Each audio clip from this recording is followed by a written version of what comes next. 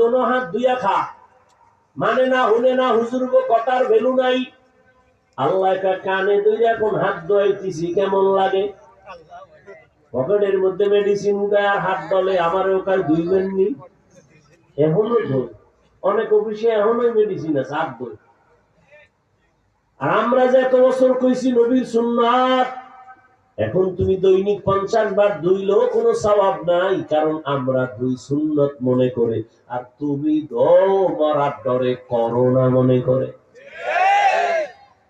3টা মাস্ক লাগাইয়া বসে রইছো।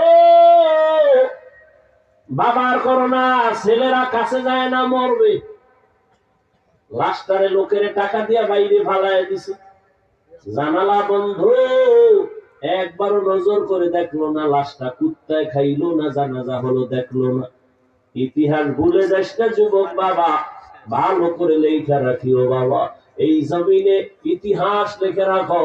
ওই করোনার সময় শত শত লাশ আমার দেশের ওলামায়ে কেরাম টুপিওয়ালারা কাদের মধ্যে নিয়ে গোসল করাইয়া, কাফন করাইয়া, জানাজা পড়াইয়া কবরে রাখছেন।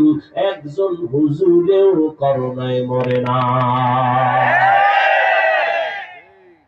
তুমি এখনো মাস্ক পরে ঘুরো, মরবা না। মাস্কে বাঁচাইতে পারে, বরং ডাক্তারি ফর্মুলায় মাস্ক রাখলে তাহলে আমাদের ভেতর থেকে যে অক্সিজেনটা, নিঃশ্বাসটা বের হয়, এটা দূষিত না, এরপরে কার্বন ডাই অক্সাইড ভেতরে আসে, মাস্কের কারণে দূষিত নিঃশ্বাসটা বের হয়ে আবার ফেরত ভেতরে যায়, তো এতে তো রোগ আরো বেশি হয় না? ভাইরা আমার,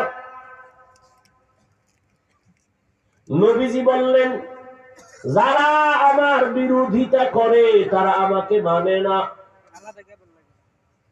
এবার একটু খেয়াল করেন, আমি বলছিলাম এই কথার দ্বারা প্রমাণ হয়